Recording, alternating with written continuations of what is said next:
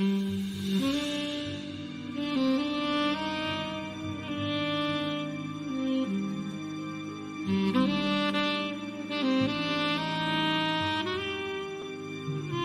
been in search for the perfect formula to style, lay, and represent your grooming to a T? Search no further. You need to head to the Black Gentleman Grooming Company, where we have everything in stock that will keep you covered from head to toe. It's swagger, it's style, it's class, it's luxury.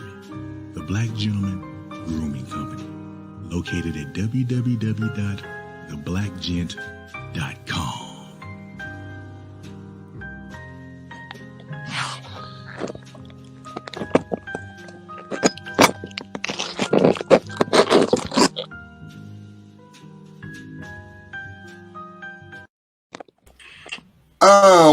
What it do, Supreme Beast Boxing Talk. This is interviews, though.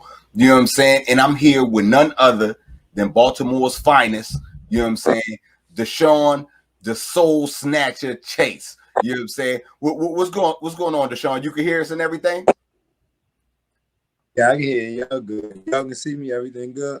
Yeah. Everything good, man. What's going down with you, man? How's everything been since your last fight? Since the last time we saw you?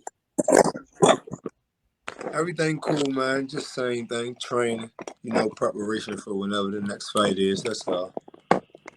Okay. We're gonna talk a little bit about the fight, but I want the people to get to know a little bit more about you. So you are from Baltimore, Maryland. You say you're from the West Side, right? Yeah, I grew up in West Baltimore. Yeah. Okay. Give us a little bit of a history. I know when I talked to you and I told you we wanted you on the show, you was like, I got a hell of a story to tell. So tell us about growing up, you know what I'm saying, with yourself in West Baltimore, man. Let us know about that. Before boxing. Yeah, before boxing. Before boxing, well, to be brief on it, growing up in Baltimore, like any other poverty-stricken environment, grew up with a single mom, you feel me? What else? I do got siblings. Of course, I got siblings.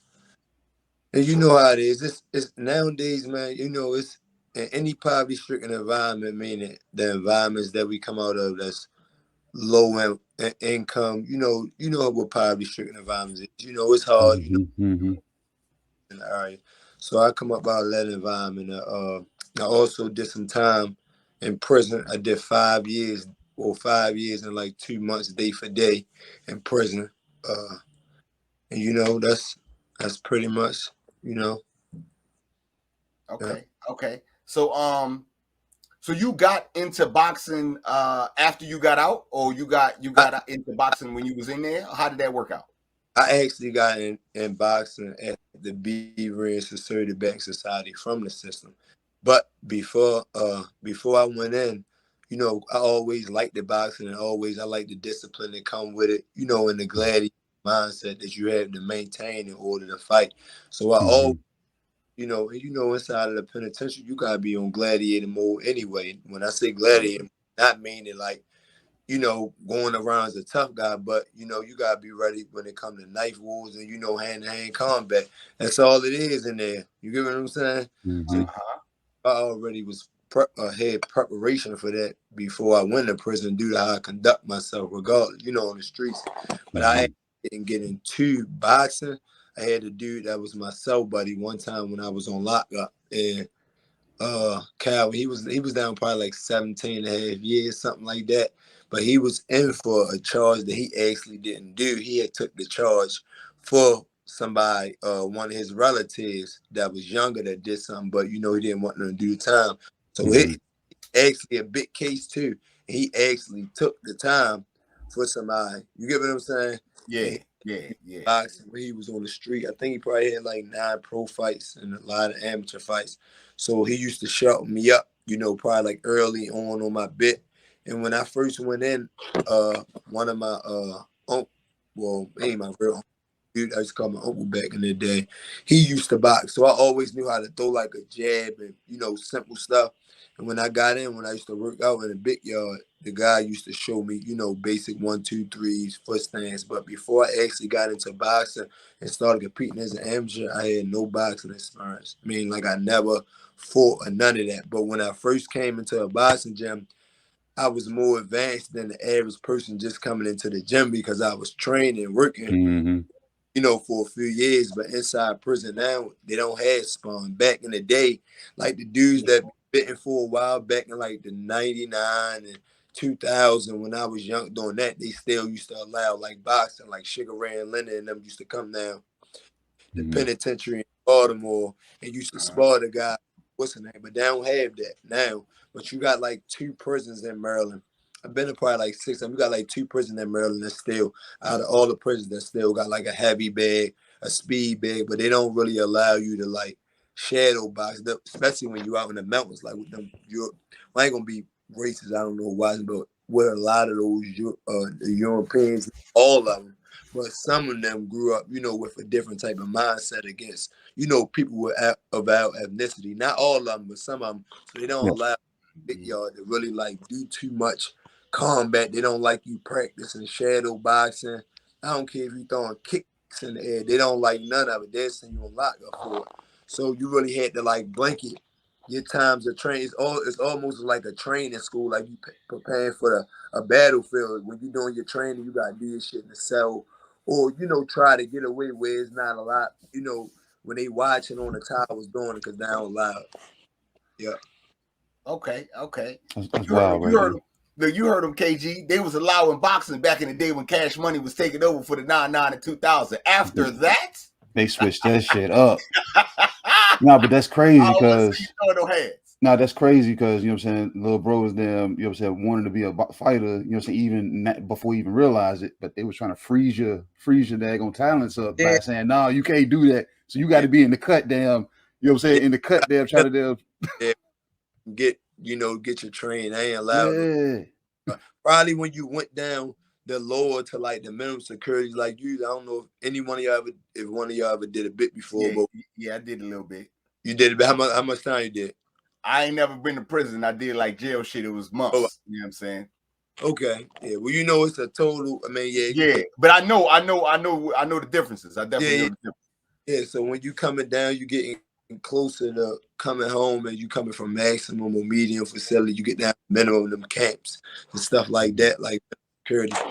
They let you do little stuff, you know, get away with little stuff. But for the most part, you know, they don't want you interacting with any type of combat, anything like that. Yeah. Okay. All right, bet. So you do your thing, you do your time. Shout out to the OG that did the time and did the bid for his family member. You know what I'm saying? I think that's a blessing in disguise because not only did he bless his family member, he also blessed you with a little bit of the game to give you, you know what I'm saying, some inspiration to show you that you really had something with you. How long was it when you came home till you realized, I got to get in the gym, I really got something with me? You know what I'm saying? How did that work out? I wish I was able to link and put some people on here now that actually know me so I could have listened. Man, I got in the gym when I first came home, and I've been boxing for some years now, over 6 now. I've been boxing, competing and stuff for years now. When I came home, they gave me 90 days home detention. I was eligible for 90 days home detention. Probably like 4 days after I got out the box, I got directly 4 days. There's no exaggeration. I got in the gym and been in the gym ever since. 4 days detention, and I've been home for years now. That's what I'm talking about. So I competed. I got over 50 something amateur fights. I competed in different tournament stuff. So 4 days when I came home detention, I got right in the gym. Directly. Okay, so see, I'm glad you said that, you know what I'm saying, and this is something that I want, you know what I'm saying, other people and boxers that are coming up to understand this. Okay, so you did what you did, you was in the streets, you paid your debt to society, you come home, you say you're gonna do this boxing shit. You 4 days after getting released, you've been in the gym every day. So you can honestly say that the man lives this shit. Now at 4 days after being released, 4 days after getting off of home detention, off the box. Oh, okay, 4 days. Okay, he won't even.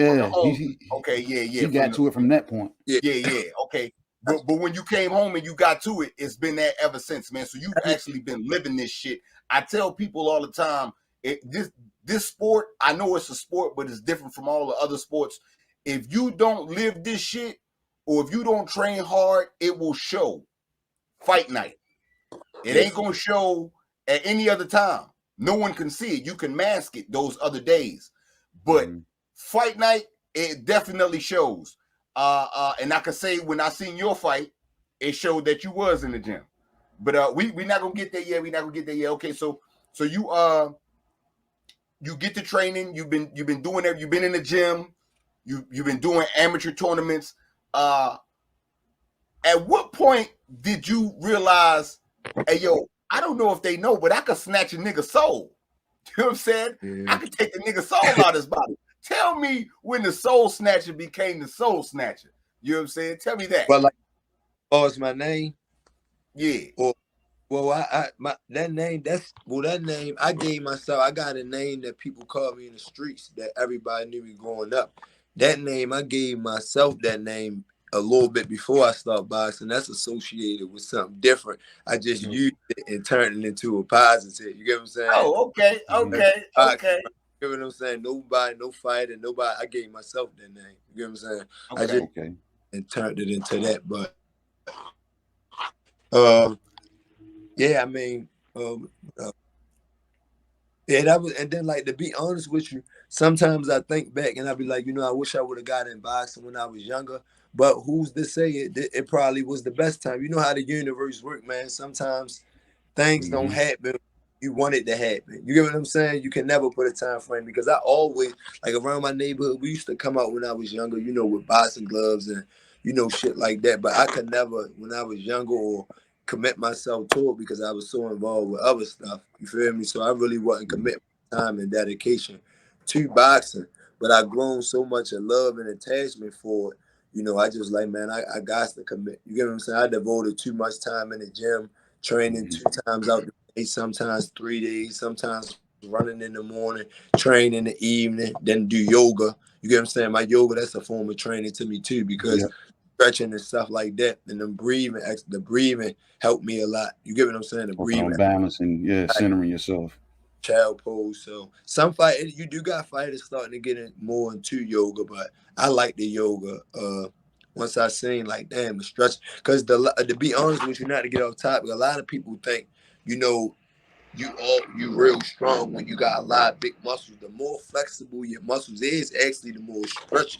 The more your muscles chance to grow. Your dexterity, And that's why a lot of people, older people, as they get older, I ain't gonna say older people go so many years and months without stretching.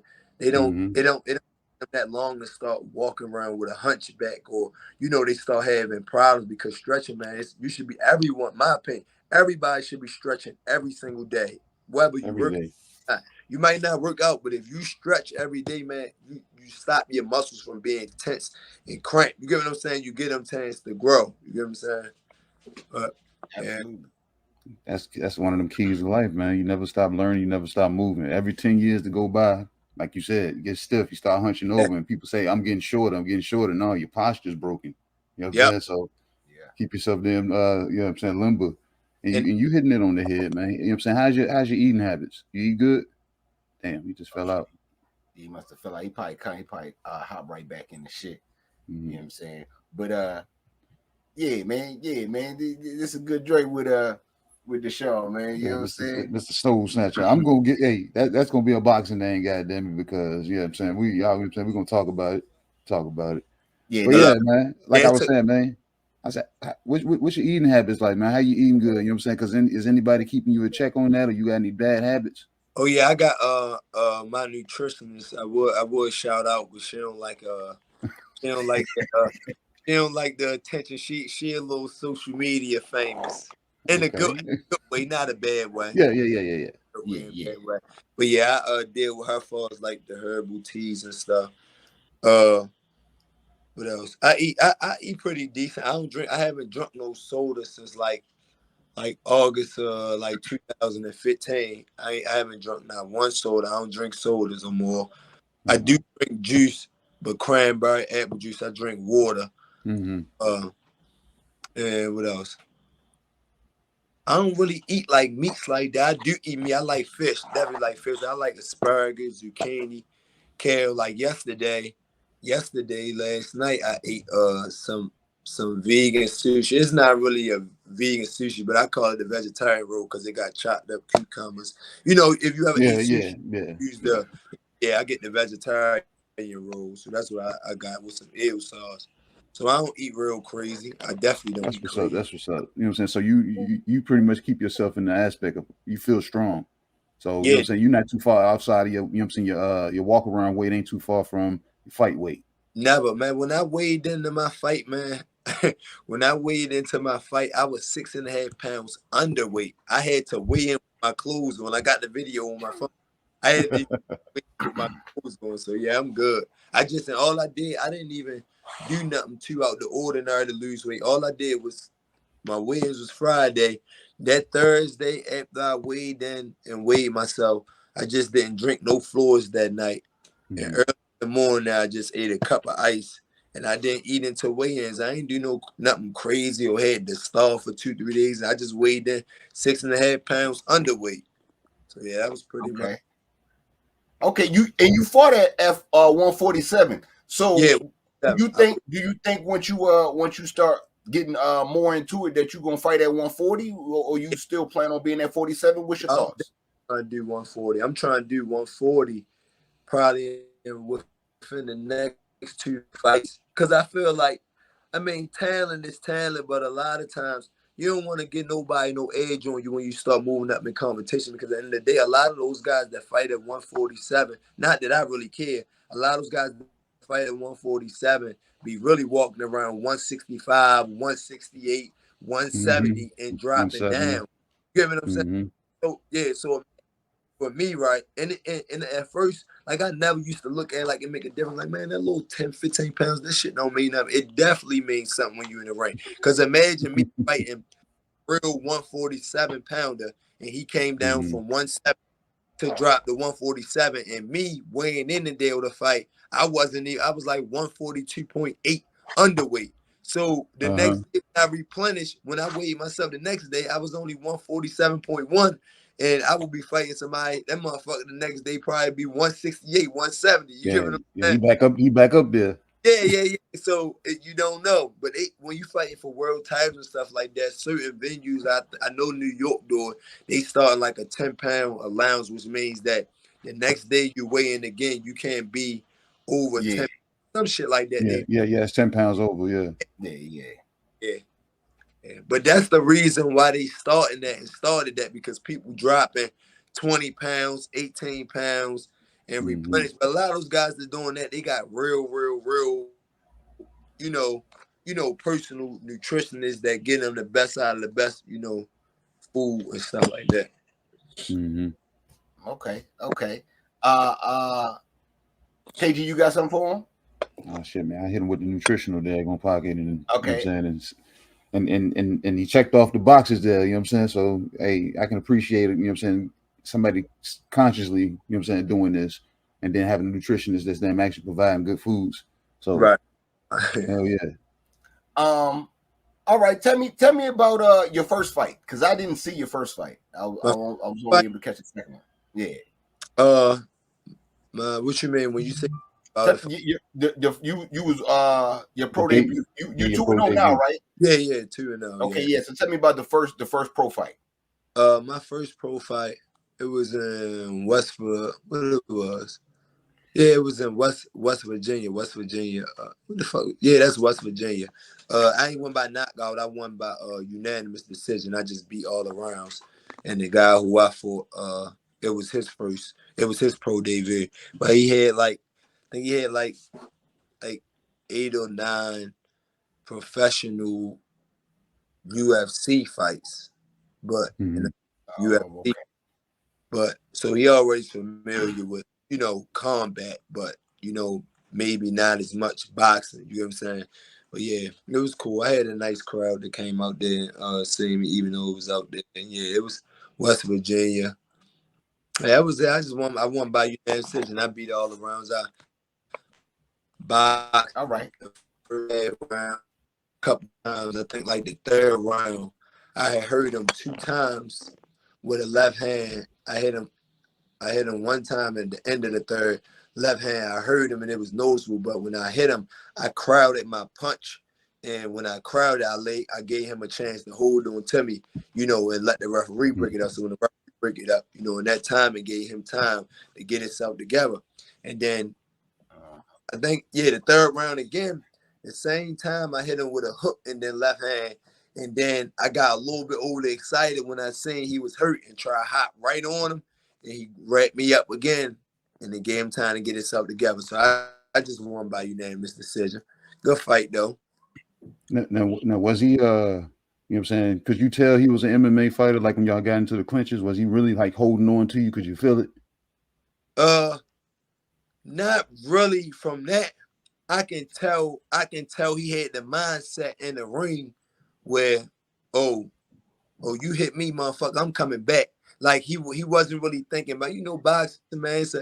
It's a mental. I mean, we see physical, but it's mental. It's never no, you hit me, I hit you. You hit me, I hit you. No, that type of game. You get what I'm saying? You hit me, I might come back 5 or 6 punches, and then avoid getting hit again. You get what I'm saying? So it ain't no I hit you. I can tell like certain shots that I would hit him with, he'll try to like rush out of anger. And I just stay poised and keep boxing. Like, oh, you think you doing something? Like, you get what I'm saying? That was his mentality. You get what I'm saying?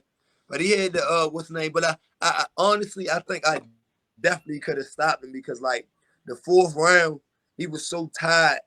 But I just stayed sharp and keep boxing. And honestly, the first fight, I even said I didn't even want no knockout. I wanted to go this because I sparred over 4 rounds. But when you fighting, that shit different. That was my first 4-round fight. I sparred plenty of rounds, but amateurs, you know, you only fight 3 rounds at a time. But in the pros, you start off 4, 6, 8, 10, and then work your way up to 12. But I wanted my fight to go the distance. But of course, in my mind, like if I could see the knockout, I'm gonna go for it. But you know, it showed that I can go the whole 4 rounds, and I looked at good boxing, you know, every round. So it was good. Okay. Tell me what if you could explain your style. Explain your boxing style to the people. I can't really say, man. I just asked somebody that like 2 days ago. My homeboy that's from Baltimore. He be watching me. He come to support sometimes. He ain't get to come to this video, but he a rap artist. He got a big name for himself. And I asked him. I ask people sometimes. I can't really say my style, man. I know that I would say I'm a boxer puncher. I'm a boxer puncher, meaning that I'm a box with you. If it get down to the nitty gritty and we got slugged, then that's what I'm gonna do. Cause you know, throughout your amateur experience, fighting in tournaments, fighting in local shows, it experienced you for becoming professional. Meaning that those tournaments and fighting regular, you should have seen tall fighters, short fighters, fighters that come straight forward, fighters that faster than you, slower than you. So your amateur fights is all preparation for when you become professional. So I feel like I seen pretty much all the type of styles, you know, for the most part. So I tried that, but I can't really say my specific style. Honestly, I wouldn't even want to say it anyway, because I don't know what fighters watching it. We might be going to war. I ain't gonna expose that anyway. I motherfucker just know I'm a boxer puncher. That's it. Simple as that. I can't see if somebody watching it, if it's other fighters that may be potential. And me personally, if I'm watching the motherfucking interview, you end up being a hit on the list, I'm gonna remember that you said that, all right, this is what you don't like, this is what you uncomfortable with doing. So I really wouldn't say what type of fight I am. When I'm in the ring, just try. I'd rather you try. Okay, so basically what Deshawn said is, you know what I'm saying, my style is, I'm just here to box. Well, I will punch your motherfucking ass if you keep playing with me. Yeah, just to fuck around, gonna find out. Fuck around, get found slumped. You know what I'm saying? Like even if somebody looked at my fight, I don't want to get all subject on the fight. Somebody probably looked at me, probably like, oh damn, he'll walk forward or straight type of walk forward or straight type of brawler try to knock you out. But he may get in the ring with me, it may be a whole different thing. That apparently just was there for that knockout. but I ain't damn sure ain't had no intentions just going right in the ring and just trying to fight wild and try and knock them out. No, you get what I'm saying? I still like to display my skills wild because you never know who's watching. Even when I do want to knock go, I'm trying to get it. You still going to see skill within me fighting. You going to know that, oh, this motherfucker ain't just no street fight. I can see the skill, his jab, what he working on. So I'm still going to display skill even if a knockout do come. Yeah. Okay. He said he's trying to perform, right? Yeah. Fucking perform. Yeah. You know what I'm saying? Look. When I seen you is one thing I noticed that you are very poised in the ring. You know what I'm saying? Is that from your background in the shit that you've been through that taught you to just be a poised individual just in life, or is that something you picked up in boxing? No, hell no. That's before boxing. That's me overall. You get what I'm saying? That's me overall, and also through experience. You get what I'm saying? Boxing played the factor, but being poised was way before, you feel me, for boxing. But you know, being poised in the ring is a boxer. That comes with experience too. Because some people not able to keep their composure when they in the ring. I just know what I constantly work on in my gym with my coach, and I know what I train for. You get what I'm saying? So, you know, through spawn and all that type of stuff, all that shit is just like preparation, man. It's preparation. Like I told you on the interview, I never look down. It's boxing upsets all the time in boxing, so I don't never look down or try to look past no opponent.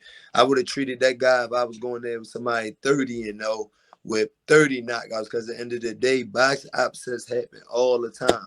All it takes is me that got two wild punching in. He threw a wild punch and hit me and dropped me. You get what I'm saying? And a lot of fighters like to say, like, I can never be knocked. Oh, yeah, you can, because it's a gladiator sport anytime. And I've never been dropped, haven't ever spawned or fight. But anytime you step foot in that ring, it's a possibility you can get dropped. People don't like to admit that shit, but you can be dropped. You definitely can. Anytime you're in that motherfucker, it's a combat sport. So all it takes is for the exchange, and you don't get your hook before he hit hands, and that's it. You get what I'm saying? That's why I don't even look down on people. Early in my career, I don't look down on people when people get dropped or knocked out, because it can happen to any of us. And this coming from somebody that had never been dropped in a fight or spawn.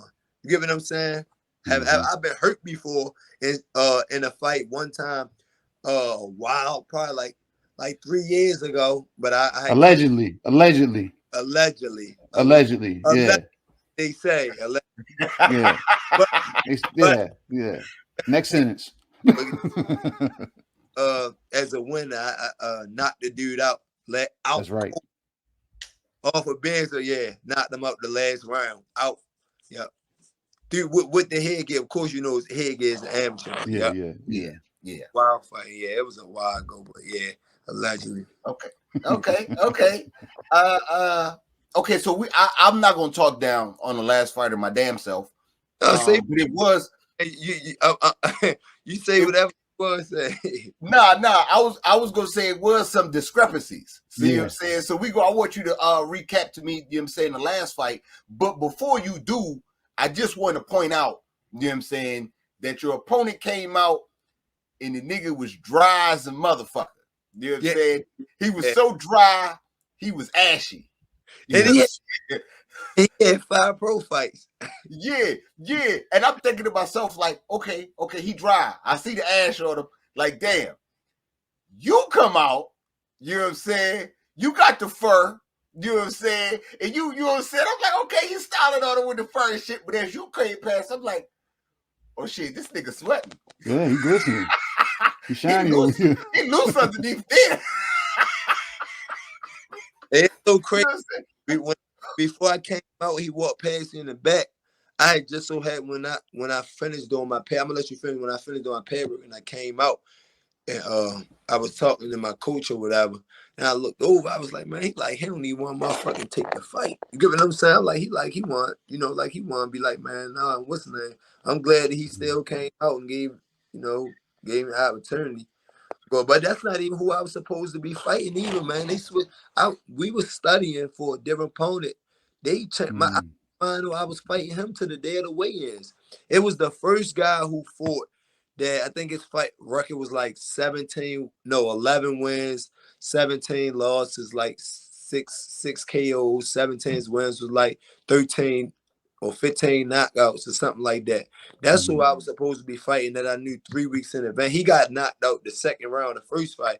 That's who I was supposed to be fighting. I literally didn't find out that I was fighting this guy until the day of my wedding, the day before the fight. We was already not overly studying, but we already had in mind we was fighting another person. And I had wanted to fight the guy that I was fighting because he had way more pro fights than me, so it would have looked good.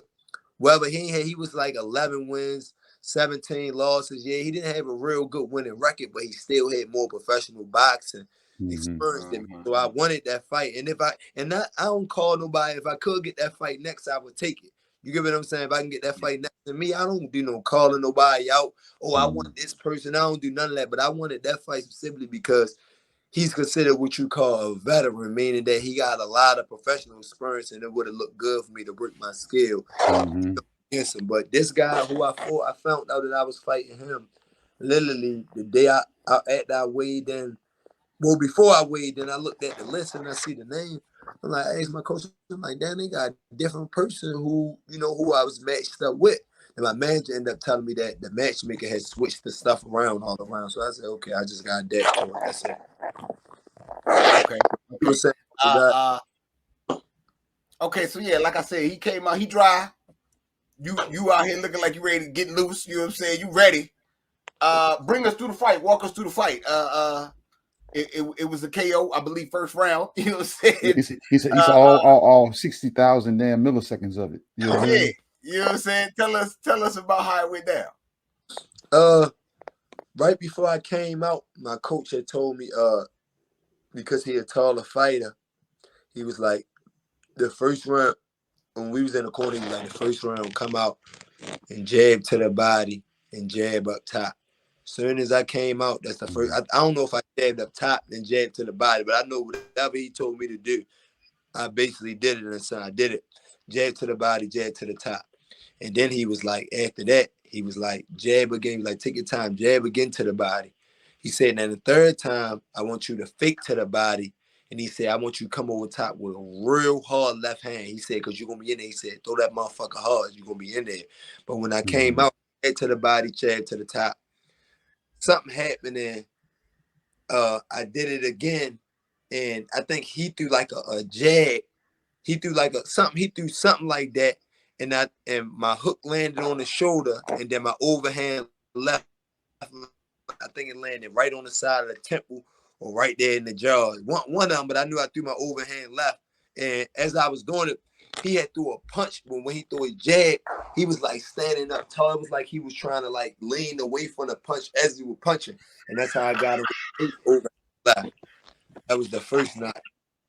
And then the second one, my coach just was like, go Tom. He was like, go Tom. Then when I came right out, he straight threw a jab, and I jabbed to the body. And then I went over, and when I went over, we went towards the corner, then I just threw a hook. I threw a hook, then a left hand, and then that's when they dropped me for real. Yeah, because I noticed he was standing tall while he was punching. So, through experience stuff, you're going to pay attention to that. When he was throwing his punches, when he ain't, I mean, it wasn't that the fight wasn't that long, but just a short amount of time, I noticed how he was punching. He was punching like away, like leaning back like this. You get what I'm saying? He wasn't tight. So I took a look at that when I seen that. You know what I'm saying? Yeah. We had saw that on the side. On the side, he pointed out. He said if you keep getting tall, that ref gonna get hit. What happened? Yeah. What'd you say? KG. I know you was at KG, but you was at KG. Yeah, we was both there. We was both there. That shit was up like that. I was the tall nigga. He was the tall dude. He was the one holding the camera. Yeah. He was holding the camera. Yeah. So yeah, he said that. Then when you dropped him, not only did you drop him, but he slid and he was like a little bit up in the ropes. A little bit. Look, he was tangled in the ropes, and I seen in his face like he got dropped. He got it together. Then he was sad because he got dropped again. Yeah. Then he tried to get up, but he couldn't get up because he was tangled all in the shit. He didn't notice. Hey, look, dig this. before the fight, before the damn venue even started, when y'all was back, everybody's getting their hands taped up and shit. I came into y'all's dressing room. I came in real quick and then I dipped out and then I went over to the blue, you know what I'm saying, corner. So I'm in there and your opponent sitting over in the corner. He already got his hands wrapped.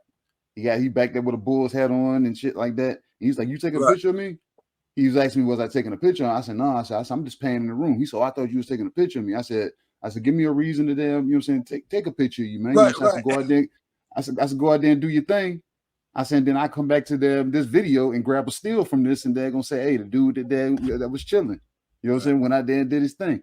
He said, "Man, that's what's up, man." I said, "The quiet before the storm," and that shit ain't aged too well. It ain't aged well at all, man. That shit ain't aged too well. Yeah, I said, man, that nigga came out a shade. He was like gray in his skin color. Man, you can't come out ashy like that, man. You know what I'm saying? You cannot do it, man. You can't. You wasn't doing no warm up back there. Nothing. He was sitting down, bro. Yeah, when I saw him, he was sitting down. Like that, he would. I mean, once his fight day, we there, we in that motherfucker. I ain't like that. He was dry and it was nose because it made me think like, damn, motherfucker, like you ain't even looking like you think you gonna last. You get what I'm saying? Like, crowd out or something. You get what I'm saying? Yeah, but you know what I'm saying, nonetheless, you definitely showed that you had some shit with you though.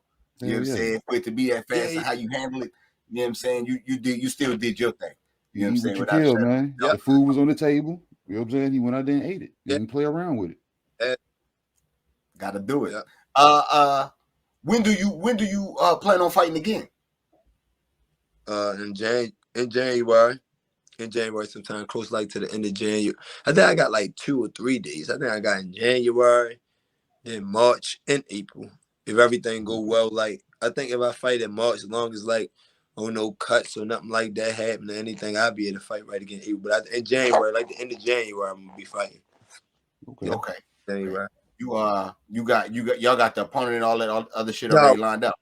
No, because it's a little too far from fight day now to find the opponent. I don't know exactly who and all. I just know I'm stay trained and stay ready. And down probably sometimes they don't get the opponent until like, well, it could be 3 weeks before, 4 weeks before, whatever the case may be. It can be a week and a half before. I just gotta make sure I'm always trained and ready. You get Yeah, absolutely. It could be the weigh-in. Like this. Yeah, like this.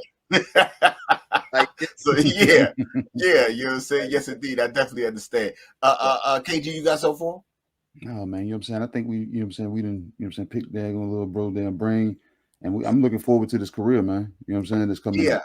And I'm glad we was able to cross paths with you, you know what I'm saying, at this point of your career. Yeah. Let me ask you this one. I got one for you. What's your 5-year plan?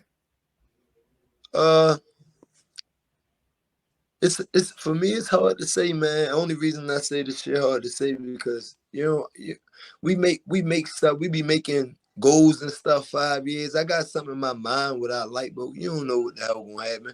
God, well, I don't even know if I'm gonna wake up and see tomorrow. You get what I'm saying? Because I live in a society where death is forever present. A lot of people like to shy away from conversations like that, but it's the reality. Everybody got their ending date, so we can say like, 2 weeks from now, man, we're gonna do another interview. It's really not guaranteed that we're gonna see next week or in 2 weeks from now. And that's how I live my life. Not saying I live my life without making no goals. I definitely got a goal and vision that I would like to do, because my goal from boxing overall is to accumulate enough revenue to invest money in a few things, because I know I can't do this shit in another 15, 20, 30 years. You get what I'm saying? At least I wouldn't be wanting to.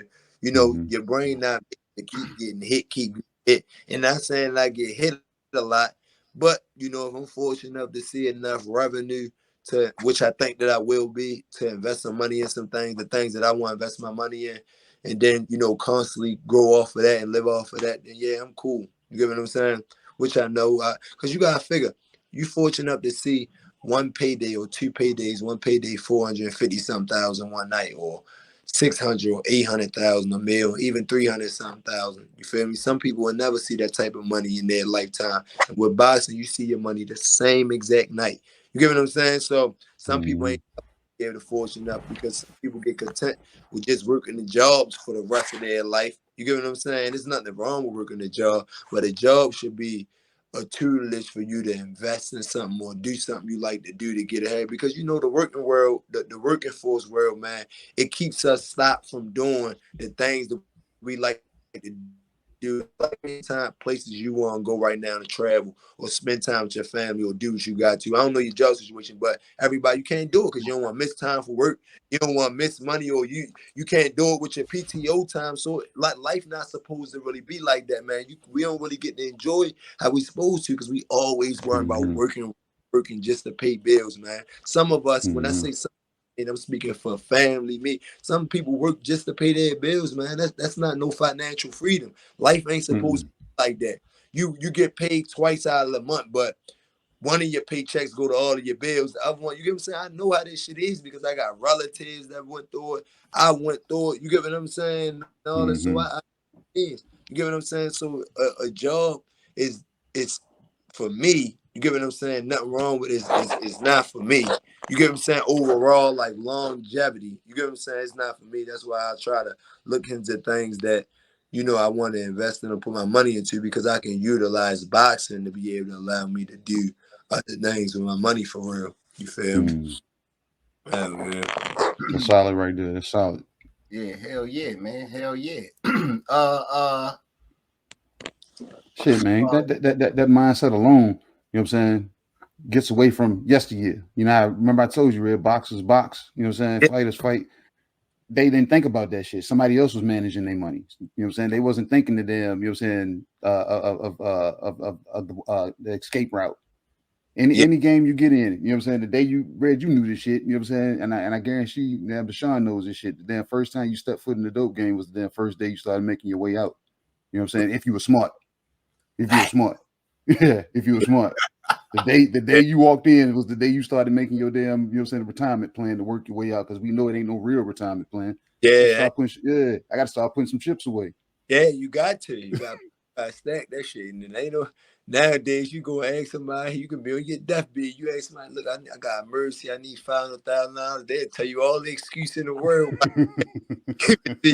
So you gotta stack that shit like you ain't got nobody. Even if you do got people, you gotta treat it like you don't, man. Because I mean, any day, man, any day. That's a fact. That's a fact. Okay, I gotta ask you this one. You know what I'm saying? Because you are from Baltimore. You know what I'm saying? You can hear it all in the accent and shit. Yeah. You know what I'm saying? Baltimore accent. I was born in New Orleans. You know what I'm saying? So I still got the Southern talk in me still. But I mean, I live out here in Virginia and shit. So, you know what I'm saying? I am Virginia, no doubt. And I'm in Richmond. Richmond, oh wow.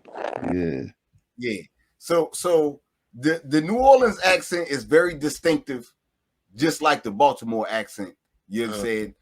Do people say stuff to you about, you know what I'm saying, about your accent from Baltimore? Because I get that shit. You know, I get in some places, people like, can you say baby for me? You know what I'm saying? Can you say that again? They you know what I'm saying? They like how a nigga say that type of shit. And they be wanting to be like, man, relax, man. You know what I'm saying? Y'all doing too much, man. Y'all doing too much. Do you get that from Baltimore? Certain places, sir. I don't honestly, when I'm out, I don't really just social talk to any and everybody for real. So it's a little different with me. But yeah, I've been in like restaurants and stuff like that where they get excited. But the most time what I seen the most people, it was in 2019 when I was in Dominican Republic. It was some females there. They was from where the fuck was they from? They was from Texas. And it was probably like 12 or 13 of them. I stayed on me and my people, we stayed on, my brother and us, we stayed on Punta Cana. And we had they had like a little night festival going on. And they was that's something where we were from. And when they heard that was the most amount of people at one time. When they heard, mainly me, when they heard me talk, they was just like a tarnish. Like, you would have thought I was a celebrity. They start asking me like to say stuff. And was asking like, you know, man, your accent sounds so cute. He's like, can you say this? Or let me hear you say a whole a whole sentence, then asking like where we going, stuff like that. But they kept trying to get me to repeat everything I'm saying. Like, say that again. And you know, Texas, they country, they got an accent that's strong. Yeah. So me listening to their accent, and then they saying I got accent. You get what I'm saying? Yeah. They was definitely probably at least like an hour and something that night. They just kept like, when I was talking, they was just all like looking into my mouth. You get what I'm saying? Facts. I know. Yeah. He said, man, he said, y'all digging this accent? He said, I need y'all to publicly speaking to something. You know, never mind. You know what I'm saying? But yeah. That's what I'm telling you. You know what I'm saying? You get to talking like that to them, they be like, man, hold up. Because like in New Orleans, right? And I gotta ask this one too. But New Orleans, Baton Rouge is like an hour and a half away. We sound nothing alike. You know what I'm saying? Like our accent in New Orleans is totally different from theirs. From Baton Rouge. I got now I gotta try to pay some mind now, because even listening to New Orleans rappers and Baton Rouge, I gotta listen to that. Maybe I gotta put on some Soulja Slim, and then put on some I gotta try to listen to an accent to see if it's a difference. Fucking right, it's a difference. Fucking right. See, you said the right rapper. You said the right motherfucking rap. See, the boy know what he talking about. You know what I'm saying? If you want to put on some New Orleans shit, that's the first thing you man. The boy know that boy good. That boy good. Okay. I got another one for you. You know what I'm saying? Because we speaking of New Orleans and Baton Rouge, we like to say that New Orleans is not Louisiana. New Orleans is New Orleans. Yeah. And I get into it with a lot of people, you know what I'm saying, about Baltimore. Do you consider Baltimore the DMV?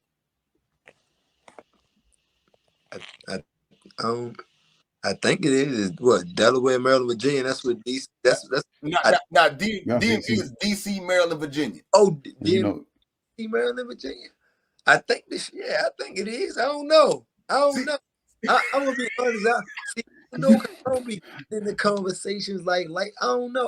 Like nobody don't ask me. Like somebody asked me about regular neighborhoods in the city. Like, yo, you consider this a part of this? But I don't never really get that question. But I heard it over talk. I don't even know, yo. I can't speak on it. I don't know what y'all consider. I guess I don't know. Do it make sense? It is. Now, see, look.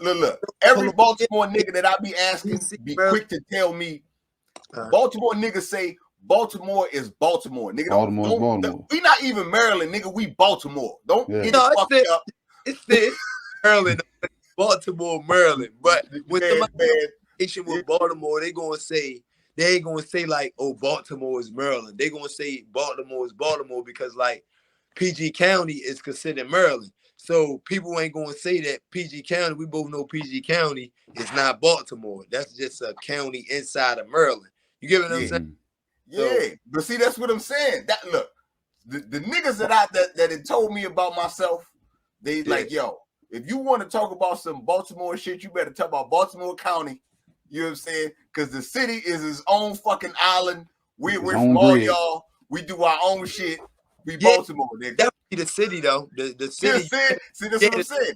You can't associate PG with. You can't associate Baltimore County and County, Columbia, no, because that's that shit. Total different. You can't associate it. Baltimore is Baltimore. All right, now re-answer that question. Is Baltimore part of the DMV? I would say no. I would say no. But then, hold on. You still love us like a close cousin, but we not. I repeat, we are not the same. That's how you say it. Baltimore, you can't really, because it's like once you get over a certain borderline, all right, bam, everybody know this is all a county now. This shit this ain't the city. Like you can't be from Baltimore County, or you can't be from Columbia and say you from Baltimore. You're not from Baltimore. And it's crazy, Baltimore's so small because if people know you and you know people know who from the city and who ain't from the city. Like throughout the school systems you grew up in and all that, like people gonna know. You feel me?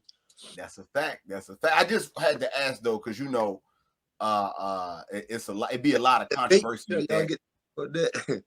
Nah, I mean, I'm saying a lot of people, it be controversy, they be asking and shit, you know what I'm saying? Or when I say, yo, Baltimore don't consider to be the DMV. And it ain't no disrespect because I still go hard for Baltimore. I understand what they saying. Because when I go home to New Orleans, we not Louisiana, man. Ain't none of this, man. No, we are New Orleans, man. That's it. The city is the city. You know what I'm saying? The surrounding areas like to say that they from New Orleans, and then you ask them, what part of New Orleans you from? And then they get to talking some wild shit. You be like, come on, man. Come on, man. No, that don't, you know what I'm saying? That's not the city. But yeah, you know what I'm saying? I don't know, man. Because you know, like I said, Baton Rouge would be Louisiana, you know what I'm saying? Shreveport and all that shit. They be like, yeah, we from Louisiana. New Orleans niggas say they're from New Orleans. I don't know no Baltimore niggas say they're from Maryland. No, fuck no. They say from Maryland, you go out and somebody like if somebody from a different country be like, oh, where you from? They might be from Baltimore. And they might be like, what state? Maryland. But if I ask, somebody gonna say, no, I'm from Maryland. If I know somebody that's from the city or one of my peoples, or they go out of town, they say they from Maryland. They don't even sound like nobody that's from Baltimore. Because when you out of town, they ask where you from, you're gonna be like Baltimore. They might be like, oh, what state? Baltimore, Maryland. If you don't know, but ain't nobody gonna say like, oh, I'm from Maryland. But nowadays, I don't know why people be, you know, like some people from PD who want to say they from DC, or some people from the counties that want to say from Baltimore, because shit happening everywhere now. Them county shit starting to go down there. You get some counties that shit real like just like the city in. Just like it get real. It get real anywhere. It can get real, go down anywhere. You know what I'm saying?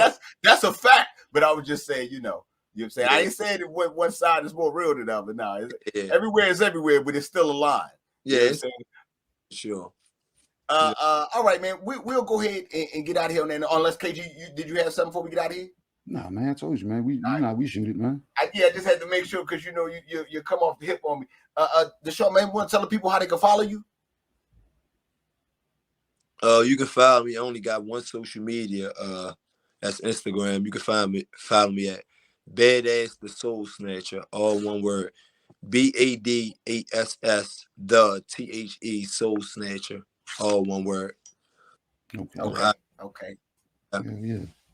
And I definitely seen the nigga snatch a nigga soul. I call him Shang Tsung in the interview, in the post-fight interview. I seen it. God damn. That fur on and everything. Yeah. I seen it. I seen it. You know what I'm saying? The ways though, like people be turning in on it. Yeah. We supposed to be. Huh? How long y'all been doing this? How long y'all been doing this? We've been doing this about 2.5 years. 2-3 years. Almost 3 years. Yeah. That's what's up. Yeah, man. We've been getting it in this shit. But all right, man. Yeah, man. We'll go ahead and get out of here on that note, man. Salute to the people. Stay on the back so we can get the drop from you and shit, man. Salute to the chat for sliding through, fucking with us. You know what I'm saying? We definitely appreciate the love, man. Y'all already know what it is, man. Salute to the mighty LDBC, man. It's the usual suspect. Ting! Supreme Beast Boxing Talk, man. This interviews though, and we'll holler at y'all in a minute though. One.